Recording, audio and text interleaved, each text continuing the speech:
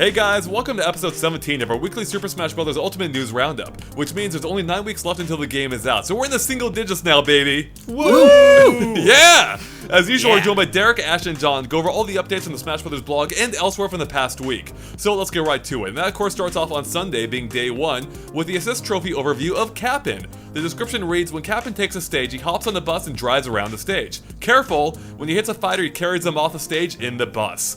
So, there's not too much to say about this guy, except for the fact I love it. I love everything about this. I love that he just kidnaps opponents, just runs off the stage with them in his bus, in his school bus, which is a little bit inappropriate, really, when you think too hard about it. Yeah. This is a specific reference to City Folk, of course, where he drove the bus at the start of the game, as well as, I believe, when he transported you from the city itself, or rather from the town to the city itself and back, and back again. So yeah, it's a neat little reference there, and I just really love how this looks. I love this one. The Kapp'n Assist Trophy is one of those that I, when I first saw it, I'm like, oh, Kapp'n, okay, whatever. And then when I saw what he actually does, I'm like, this is one of the greatest assist trophies ever. It's perfect for him. And yeah, just like you, Andre, Kapp'n's one of my favorites already, and the game isn't even out yet. Right. I love the expressions on everyone's face when they're in Kapp'n's car, and like they're pissed off, but they're kind of accepting their fate, like they're accepting their death as they pulled off the screen. I think they're more curious. I think they're wondering like what's going to happen to them. Where's Kapp'n taking them? Well, apparently he just takes them right to the blast zone, and that's it. I guess that's it, yeah. I mean, it's one of those things, it's such a simple concept, but it works so well for the character, for the game, and it's one of those things, as soon as you see Kapp'n, everybody's going to be scrambling and trying to get away. And I'm kind of curious how he's going to be. Like, we've only seen him on flat stages so far. I want to see if he stays on a single platform, or if he'll, like, ramp off and go to other platforms on, like, say, a battlefield or whatnot. You know, those multi-level stages. And see what Kapp'n does, like, whether he goes back and forth until he has a passenger or not. Good point. Like, imagine him on Mushrooming Kingdom or something like that, where he just like ricochet between two pipes. Maybe. That's a good point. I mean, until maybe he just disappears, or my guess is that he won't turn around when he reaches an edge. Like he'll obviously turn around when he hits a wall or an obstacle, but I feel like once he goes off the stage, that's it. I think it's a safe bet, yeah. I don't think he's going to loop back on the left side either in the looping stages where you throw an item across, like I think the NES style stages, so. I just had this amazing thought of, like, having a match on Pac-Land, Kapp'n getting pulled out, capturing him, and then going to the right along with the stage so you don't actually ever get KO'd until nice. Who knows how long. Well, I just thought about the fact that I think we've only seen Kapp'n on Bridge of Eldon, so I wonder if he literally just drives off the edge of a stage on a regular non-walk-off stage. That'd be even just better. Drive off. That'd and be way better. Like, that's just so weird. That's going to be hilarious. Kapp'n Kazi? Is that what you would call it? Kapp'n Kazi, there you go. Man, I love everything about this, and it's only getting better. I really want to see, how he functions in other stages, and it's also making me wonder how he's going to function in the new Animal Crossing game, which is a bit of a side note here, but in every game he's had a different form of transportation to get you into the game, I think. So what's he gonna do? Maybe he'll be a plane or something in the new Animal Crossing on Switch? Possibly. Yeah, that'd be cool. That'd be cool. Yep. Alright, let's go ahead and move on to day 2, being Monday. We've got character overview for Sheik. The description reads, now Sheik joins the battle wearing the Sheikah costume from The Legend of Zelda Breath of the Wild. Keep the pressure on your opponent by using a speedy dash to quickly close in or get away from your opponent. So yeah, it's pretty cool that they're bringing in the Breath of the Wild references to Sheik as well, as they mentioned, using the costume from the game. Beyond that, there are a few other differences I wanted to point out, again, thanks to the Smash Bros. Wiki. There's quite a few differences, but I'm going to go over the ones that stood out to me. One of them is the fact that Sheik now has a new, deeper voice. Sheik also has a new pummel, being a knee kick, that's apparently faster than the previous version of Smash Bros. Wii U. The Needle Storm attack now charges slower and can no longer be cancelled immediately. You can still cancel it, just not immediately as it could before, so if you screw up and accidentally activate it, you're stuck with it a little bit longer now. And finally, as I think we all knew, Sheik has a new final smash, replacing the light arrow, this time basically just being the Triforce Slash, using the whip now, though, along with the Sheikah symbol flashing on screen. So, yeah, I think it's cool that it's a new Final Smash, but at the same time, it's a Triforce Slash again, effectively, so I don't really care about it. So what's your guys' take on Sheik so far as their appearance in Super Smash Bros. Ultimate? So, I really like they've taken liberties with Sheik's design, because obviously Sheik is only really in Ocarina of Time. Right. And that Zelda isn't in this game. So it kind of makes sense for them to just sort of go with the Breath of the Wild design and then just do whatever they want with it. Because this isn't really...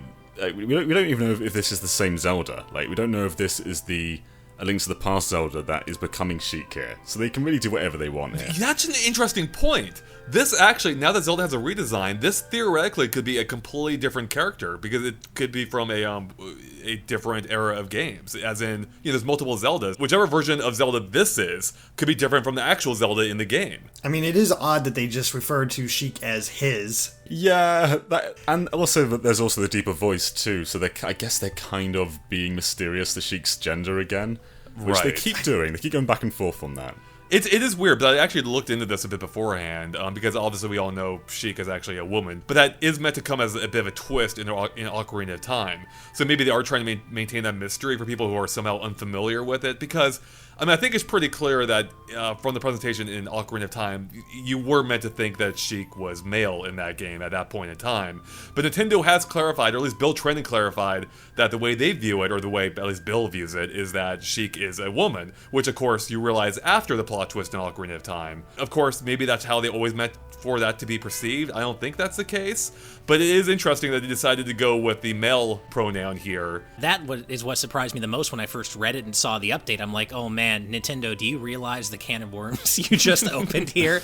Because, this continues to be a debate. I mean, I don't see why. As you said, Andre, we know Sheik is a woman, but, then they did this and used the male pronoun. Sheik is still female because, we know it's based on Zelda. I think they really are just trying to keep the mystery because they tried to pull this same mystery in Hyrule Warriors. So it's just like, if you don't know, Sheik is, actually Zelda and all that, which hopefully means they'll be a little better about spoilers in games in the trophy descriptions. That's true. Well, maybe.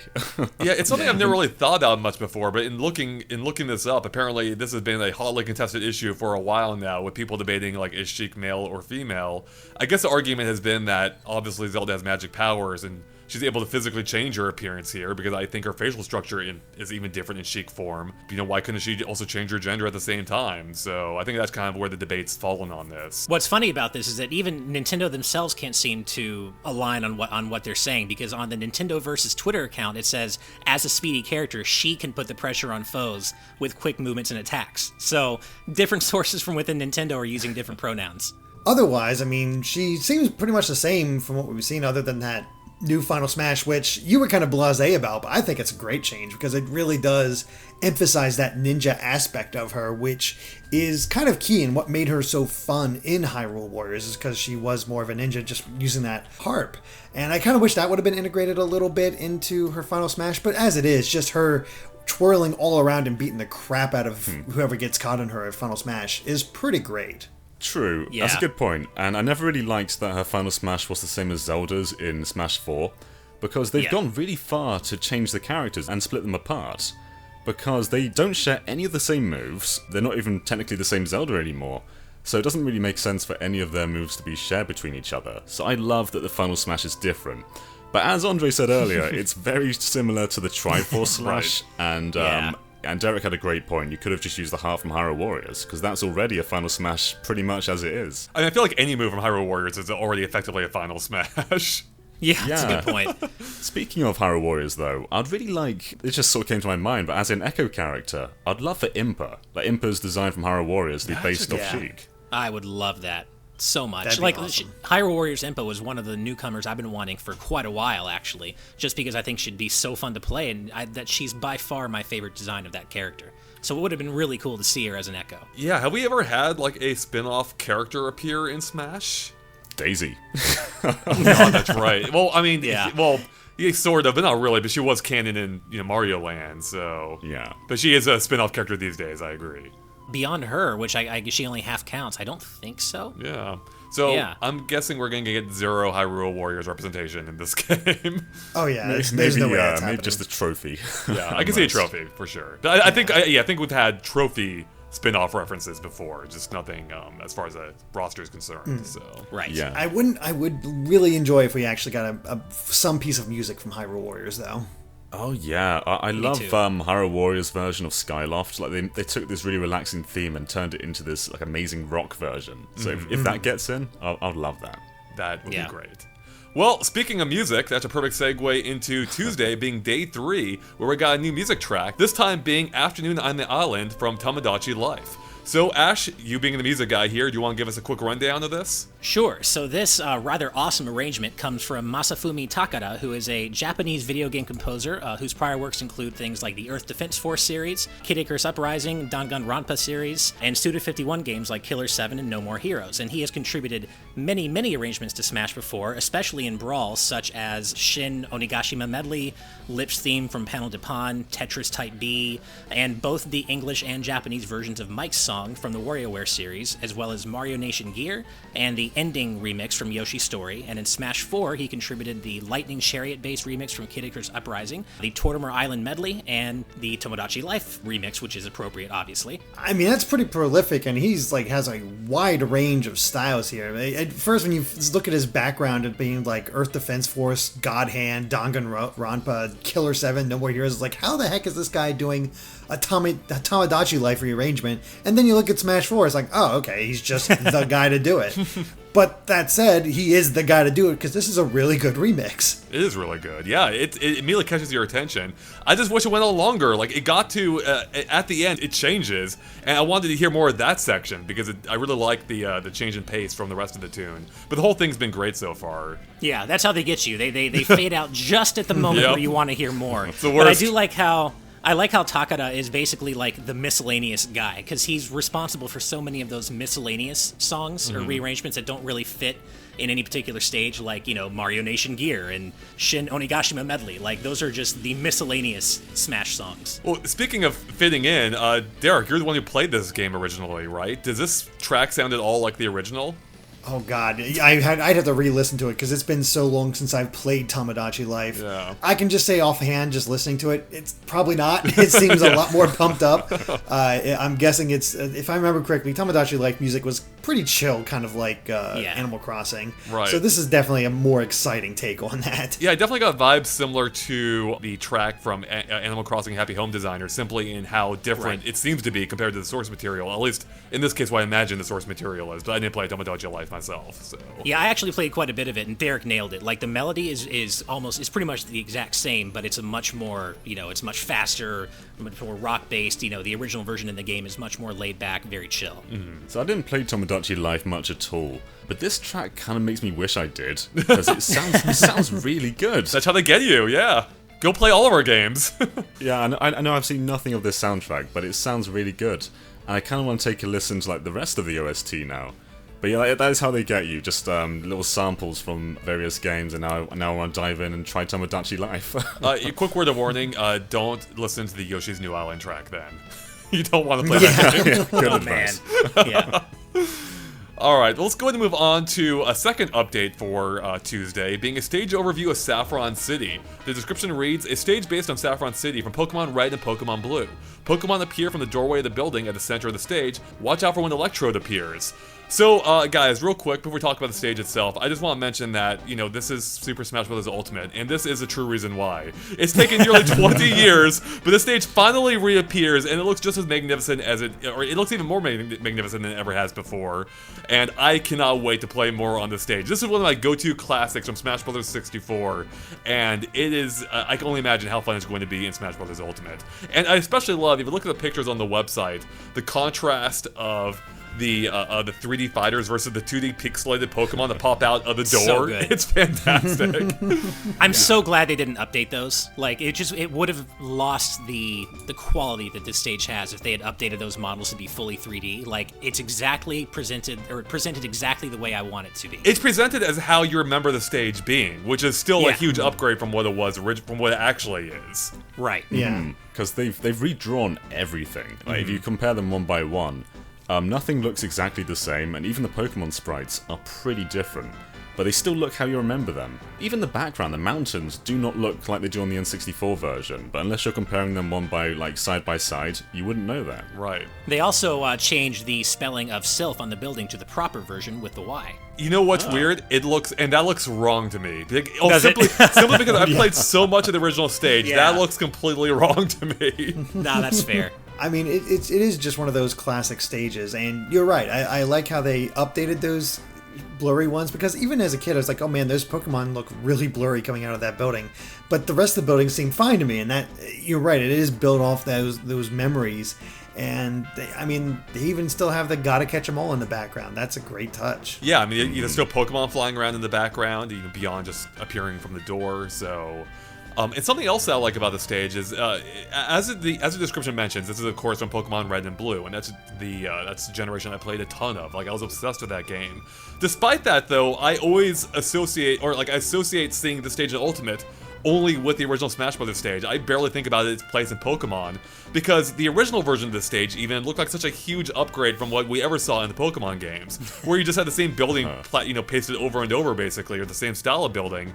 And what I appreciate about the stage is I feel like it's one of the original Smash stages to really bring an idea from a game to life, where you only had a vague idea what the city was like in the game it came from, whereas Smash really brought it to life. And that's something we've seen throughout the series, but I feel like this is one of the key examples of that from the original game. Yeah, I get that. The actual layout looks nothing like the games. Like, none of these buildings are in the right place. Silph does not have two buildings next to its side with big gaps in between them. Right. But I guess it's a bit more like the Pokemon anime, where they went for giant cities. Because if you remember, the first episode of Pokemon, they somehow went from Pallet Town to Pewter City within days. I don't know how it took them that long, because it's really just a couple of screens. So it's like they've taken this world and made it look absolutely gigantic in Smash. So yeah, it's really interesting to see them make a proper city out of Saffron City. Mm-hmm. Really, all I would say is that I agree with you, Andre. This was one of my favorite stages from Smash 64, and I'm going to be playing on this stage a ton when Ultimate comes out, so I can't wait.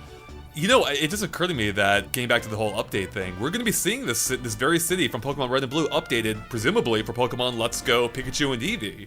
So I'm curious to see how that version looks compared to Smash's version.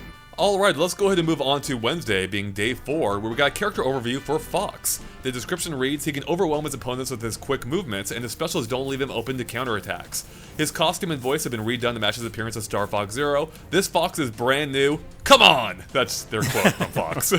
Clearly, I am a voice actor at heart, because that sounded just like it, I'm sure. Yeah. Beyond the update to Star Fox Zero, or beyond his visual update to Star Fox Zero, there are a couple of other key points I wanted to bring out, of course. Again, from the Smash Bros. Wiki, of which there are many updates, but the two that stood out to me is, one, his Fox Illusion move, being a side B, has a lot more startup leg this time, and ending leg as well, so that should make it a little bit trickier to use, I think. It has historically been a very quick move, so that might change a little bit how you have to deploy it.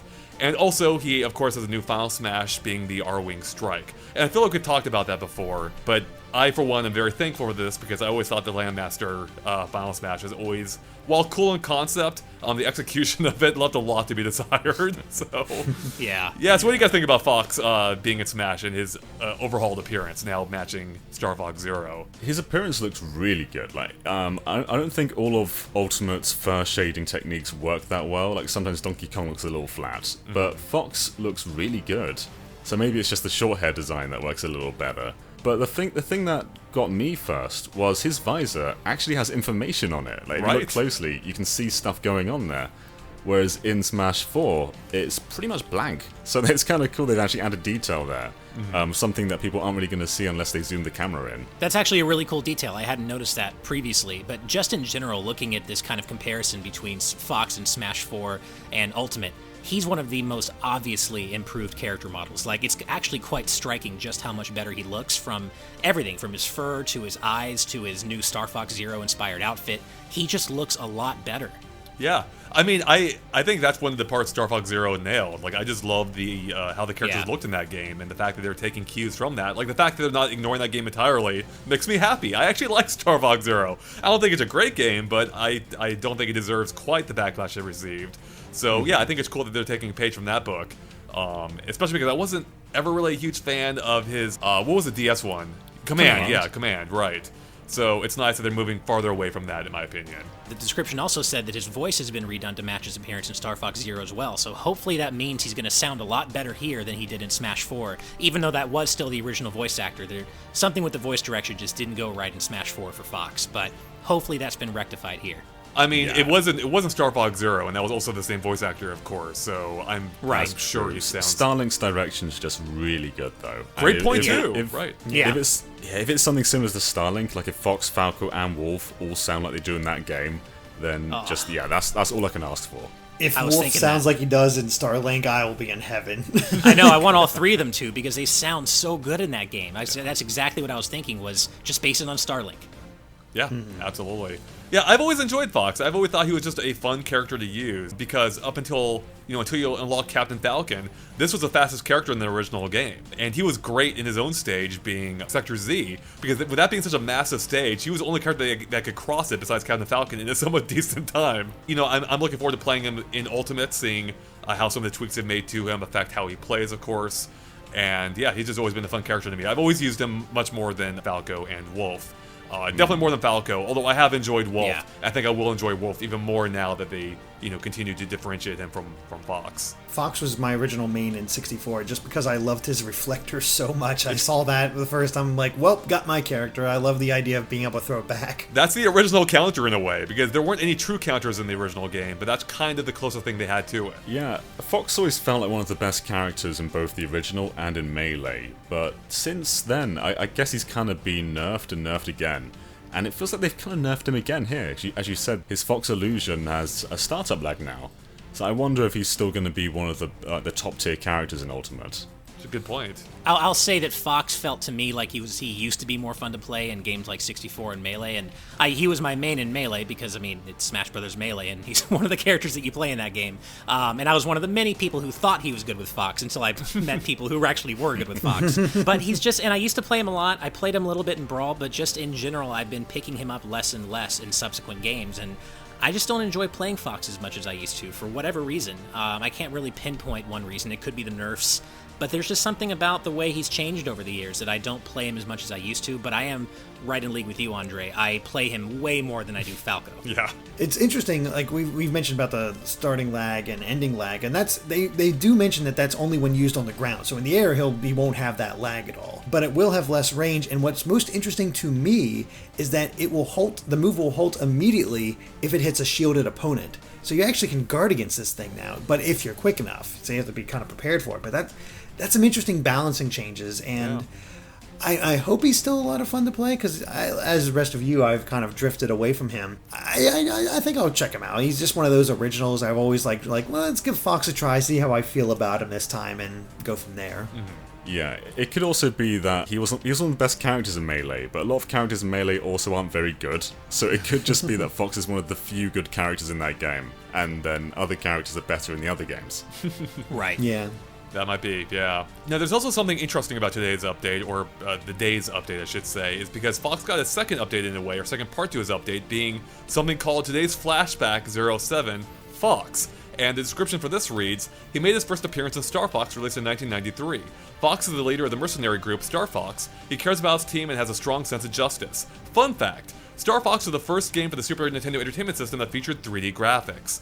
So, that's all cool, little background details, but the weird thing about this is the fact that they've been doing these flashback entries on the Japanese blog since, I think, the start, right? This is nothing new for the Japanese side, but this is the first one, if I understand correctly, Ash, that they've actually translated, right? To my knowledge, it is. I've been following the blog like a hawk, and unless I've missed something, this is the first time they've ever translated one of these flashback posts. And what's even weirder is that it's only on the American site. It's not on the Australian blog. It's not on the European blog. So this is something that only NOA did, and it's just so random and so weird. Yeah, so that's so strange that they decided now, of all times, now that we're closer to Smash than we've ever been before, which is something I could say every week, but we're in the single digits now. It's so weird that they're introducing this idea so late in the game, it seems. Yeah, and you'd think they'd want to go back and do all the ones they've missed, but I actually went back and checked in the blog after I saw this for the first time, and they haven't added anything, so it's just weird that they would do it starting with this one, and I half expect them not to do another one. I almost half expect this to be like a weird anomaly. Probably. That'd be my guess, because it's cool to have a flashback, but this doesn't really add much. It's something you'd expect off of a trophy, if anything. And even I think trophies give more info. I think that's kind of why, I like the idea. I like giving context to these characters if you're somehow unfamiliar with them. But yeah, it's just weird that they just kind of threw it out there now when they could have been doing it all this time and they chose not to for whatever reason. So, yeah, I don't get it. Anyways, moving on to the final day of the week being Thursday, we got a Poké Ball Pokémon overview for Mimikyu. The description reads, Mimikyu drags a nearby opponent under its reg and attacks them. The opponent cannot move while captured by Mimikyu, and if they end up with more than 100% damage after the attack, they'll be instantly KO'd. So that sounds pretty brutal. Now, I don't know how much damage he does, but depending on what the amount is, this could be a very dangerous Pokemon to get involved with. So Derek, of course I usually throw it to you for the Pokemon first, so what do you think about this guy? This is the perfect way to represent Mimikyu. I mean, the whole thing is like, he's like, at first it's like, oh, he's adorable. He's like, you hear his backstory. He's like, he's trying to be like Pikachu because, he got all this love, and maybe if he dresses up like Pikachu, he'll be fine. But underneath his cloth, if you see his true form, you will like go crazy and die. It's the perfect amount of darkness to a Pokemon, and it's actually an ongoing joke in the Sun and Moon anime, as Meowth often accidentally sees Mimikyu without his sheet on and almost dies a lot of times. So it's really funny that they're continuing to reference this aspect of the character, and it's kind of horrifying. Like, once you capture it, you're going to want to get away from that, especially if you're near that 100%. And yeah, this is definitely one of the most dangerous Pokeball Pokemon we've probably seen. Yeah. I love when Pokemon gets dark. And they showed off Mimikyu on Dracula's castle, which is just so fitting for this Pokemon. Absolutely perfect. That's great. Yeah, no, it's great to see Mimikyu here, and yeah, the way he's been implemented is perfect for how creepy and how both cute and creepy it is. And I just love the fact that it grabs you. I actually wasn't previously aware that if you end up with 100%, you're KO'd, so that's kind of a cool new twist for me. Yeah. So either way, I'm super happy to see Mimikyu here, and I think he's represented super well. It reminds me of a little bit of the blast zones from the Kirby Great Cave offensive stage, where I believe they only kill you, where they only deal damage to you until you reach 100%, I believe, where they instantly KO you, right? Good point. Yeah, so, the spikes and stuff, yeah. Yeah, but that stage also sucked for that reason, so... Yes, it did. But I think it's a little bit different with a Pokemon, something that appears occasionally versus an entire stage based around it, so... Right. Yeah. An interesting point is a lot of people wanted Mimikyu to be playable. In hindsight, I don't know how that would even be possible, because he doesn't really have much mobility. He just kind of goes around and, well, he does what he does here. He just kind of puts you under his rag and attacks you. So I know that he was in high demand, though. A lot of people wanted him to be the Gen 7 Pokemon, and there was quite a lot of dismay when he was announced as a Pokeball Pokemon. But yeah, I can't really imagine him as anything but this. Between Mimikyu and Kapp'n, what is with this week's assist trophies in Pokemon? Kidnapping you, capturing you, just beating on you against your will? What's going on here? Best not think of it, but I think they could pull it off, mobility and whatnot, and you could have some interesting, they have that hand there, you have perfect ability for grabs and whatnot. He is Ghost and Fairy, so you can give him stuff like Shadow Ball or Dazzling Gleam. I think there is a way to give Mimikyu a moveset that could work for Smash. So I never considered Mimikyu as the Gen 7 Pokemon, but it would have been a good one. But as an assist trophy, I think it works out perfectly and just gets really to the heart of the character. Yeah, I guess it would have been a bit weird to have Pikachu, Pichu, and Mimikyu, because they're all very similar designs. They're all basically the yellow Pikachu design.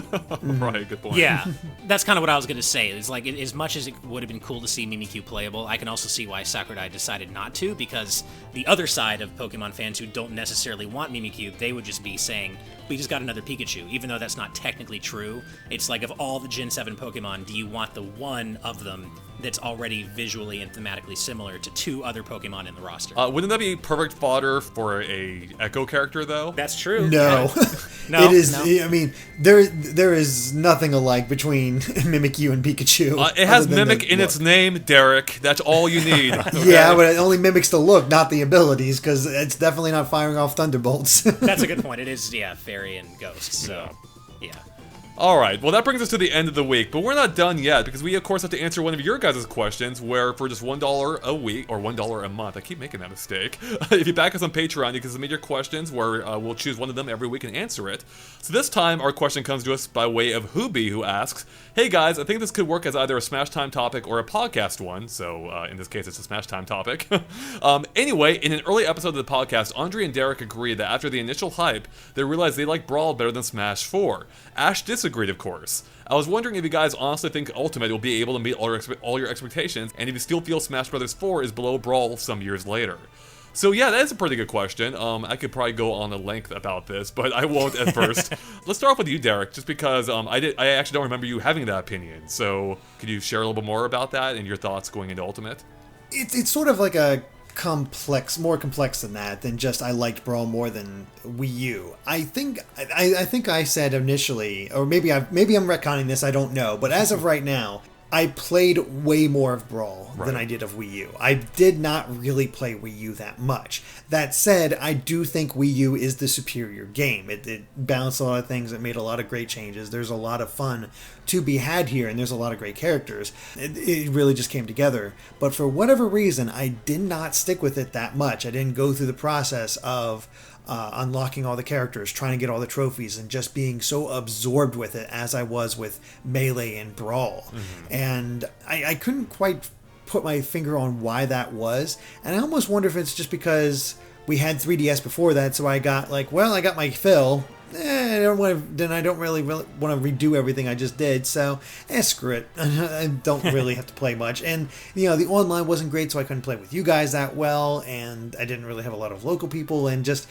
it just sort of fell to the wayside. And I don't think that's going to happen with Ultimate. I think there's a lot more hype behind this one. I'm interested in the characters a lot. And I really do want to put a good effort into it, especially since I think the release date is a lot better, if I remember correctly, because basically once Ultimate comes out in December, there's really nothing else for that month. And yeah, I could catch up with older games, but I'm pretty sure I'm going to be devoting a good bit of time to Ultimate this time around. Mm-hmm. Mm-hmm. You had a really good point there, Derek, when you said that you thought that Smash Wii U is probably the better game, but you still prefer Brawl. Well, Brawl, I guess, is more ambitious. Subspace Emissary felt big, even if it wasn't, executed the best. It still felt massive, and having all those cutscenes, and having all the characters interact. And the game did more new than Smash 4 did. And it just felt like a much more fresh game. And when you compare Melee to Brawl, there's a lot of differences. And when you compare Brawl to Smash 4, not so much. But I guess when you look at Smash 4 with its DLC though, there's a lot more going on there. Ryu and Cloud are huge characters. And I don't think the base roster quite had that. So when you look at Smash 4 in hindsight, with all the additional content, I think there's a lot more interesting as that complete package. Because obviously Brawl had characters like Solid Snake and Sonic, whereas Smash 4, Mega Man was big, but apart from that, I don't think anyone really rivaled those two. I mean, I was personally excited for Duck Hunt, but he's not a huge character that everybody goes nuts for. I feel, I think John's right when you look back at it in that sense. Wii U looks way more impressive now. Maybe it's just me too, but I think DLC characters are maybe inherently just slightly less hype than had they been there from the start, right? I don't know. I guess for me, when the DLC characters started coming out, I was already kind of over Smash Bros. Wii U. I still played it, don't get me wrong, but, I was already, used to it, and I guess, kind of also over it to some extent, much as Derek was. So...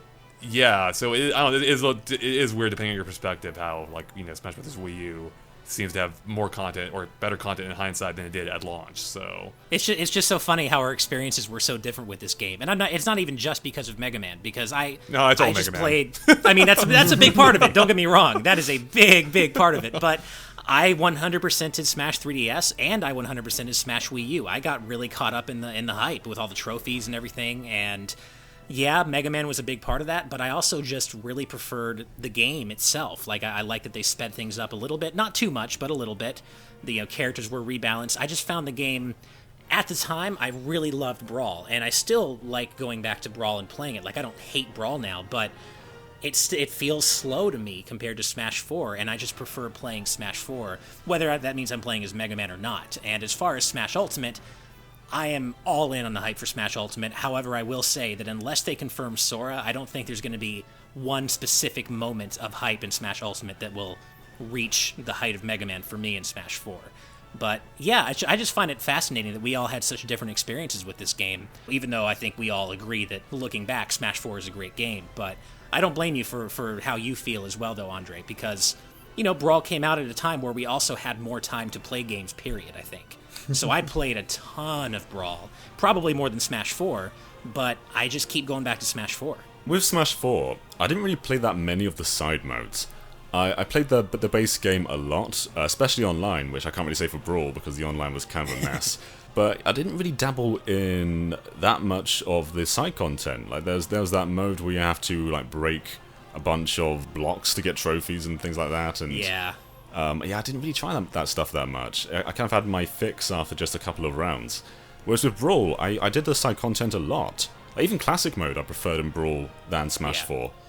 Yeah. That's a good point. Like, there's no question to me, as much as I love Smash 4, like, it, by far, other than Smash 64 maybe, it has the weakest single-player component of the Smash games. Like, there's no doubt about that. Melee and Brawl did that better. Yeah. Going off of that might also be a problem because I do play, sad as it is, I do play Smash mostly single player, and then it's like, hey, cool, I can play with friends now and do all that. So yeah, maybe just the fact that those other modes were just kind of crap that made it not as much, didn't get me invested as much. Right. I am feeling that the additional characters in Ultimate, to me, are really exciting. Like K. Rool and Ridley, we've wanted those in for years, like since Melee, or even since the original game. Ridley's been in every game, and he's finally here playable, and that's so exciting. So I do think Ultimate probably could meet my expectations, and I guess, you know, they've set it up since the beginning. They've said there aren't going to be that many new characters, so we've had kind of like reasonable expectations from the get-go, and they've still managed to surpass them for me. Like, even Simon Belmont, like, it's amazing he's finally here in this game. Yeah, they really are bringing out like the top characters. I feel like they could for this Ultimate version of Smash. Even if there may not be as many as before, I think the characters are getting a wider, well-received reception than any other previous Smash, perhaps. So. Yeah, I mean, I'm definitely, like, obviously my hype is through the roof right now for this game. Whether or not the game will live up to those expectations is impossible to say. I mean, it's weird because I am, you know, part of the reason why I'm excited is because it is bringing back pretty much all the past content from the past games. That is inherently exciting. At the same time, that could be its Achilles heel where it all feels very familiar. Sure, there are 103 stages here. I've played most of those stages before. We only have a handful of new ones so far. So that is a concern. It's like, you know, I love it for that reason. At the same time, will I burn out on it quicker because we've seen so much of it already, you know, potentially ad nauseum, depending on how much you played some of those versions of Smash. Of course, in my case, I didn't play the 3DS one much beyond the review period. So luckily, a lot of that content is going to be, you know, largely new to me. So, I mean, I feel like there is so much content in here in general, and much of it updated to such a degree that it might as well be new, that I feel like that's not a huge concern going in. It's just a factor that could be there. But yeah, my gut reaction is it's going to live up to the hype for me, but I can't say for sure, obviously. I mean, we just don't know. Well, and not only that, but they're also keeping this big secret about, you know, whatever this new mode is, Spirits mode, but whatever, it's likely the single-player mode. So whatever secret they're still keeping and haven't shown us yet, that seems to be that shored-up single-player mode that people have been wanting since Subspace Emissaries. So It does seem that Ultimate is ready to deliver on that end as well, when Smash Wii U kind of didn't on the single-player side. And I think that's exciting in and of itself, because if Rathalos and Dracula are part of Spirits mode, and it's this just crazy boss rush. Let's put even more characters from these other games in here as bosses. That could be really cool in and of itself, because there's so many possibilities for just other characters they could use as bosses from each of these series. Like, I can totally see us doing some sort of blowout about what boss characters do we want from the different games once Spirits mode is revealed, because I doubt they're going to show every single boss right off the bat, and that's way more exciting to me than, I don't even remember the name of it, the Smash board game. That was awful. Smash Tour. Yeah, Smash Tour. Yeah. Smash Boar. Oh, right. Yeah, exactly. And going off of John, like, the characters have been really good. Like, Ridley and K. Rool are awesome additions, and I did not think I'd be as hyped as I was for Simon and Richter, but seeing him in there, getting those Castlevania memories flooding back to me just for the limited games I have played and have since played, it really does, like, I feel like I finally have my Mega Man moment like Ash did. Like, not initially, but it built up enough that, like, I cannot wait to play as these characters. I think King K. Rool was my Mega Man moment. Nice. Yeah. I just like that we're calling them Mega Man moments. That's great. Actually, no, I hate it now. We're retroactively removing that term for this podcast. Derek, you're editing all this out, okay? Nope, I'm keeping it. Nice. I do wonder if spirits could even come close to Subspace Emissary, though, because they are dealing with basically double the roster since Brawl, because we're at 70 now, and I think Brawl was just shy of 40. So yeah, there's clearly a lot of effort going into that. Subspace Emissary had a lot of shortcomings too. I mean, most of the levels weren't that great. It was mostly the bosses that stood out to me, actually, so maybe if they're just cutting the fat and just focusing on those bosses, maybe they could even live up to the Subspace Emissary. Like, I guess the cutscenes were a big part of it too. I mean, technically still have those with the character cutscenes, but it's not quite the same. I think the dream would be take the level design from the Smash Bros. Melee's adventure mode, combine it with the bosses that we've seen so far, have those appear at the end of those stages. Bam, there you go. That's a perfectly fitting adventure type mode right there. Yeah. So. And if they add in some cutscenes, that would be the cherry on top, so... You just made me imagine trying to go through the clock tower of Castlevania in order to reach Dracula's boss fight, and I just had to shudder. Exactly. Well, guys, any other thoughts on this question, or is that it? Only that Hoobi's name is really fun to say. That's really all I have to add on that. I want to go on the record that that's the sole reason why I wanted this question in here. That's nice. No, I'm joking. I thought it was a good question. It is a very fun name to say, though. So thank you, Hoobi, for the fantastic question. And of course, if you are, and once again, if you want to submit your own questions, you can by backing us a Patreon for just $1 a month. We put out a notice a few days before the Smash discussion every week, and you can submit your question there. We may choose it for next week. And on that, we're about done here. So thanks for watching. Of course, stay tuned to GameXplain for lots more on Super Smash Bros. Ultimate, including another discussion next week. And we'll see you then. Bye.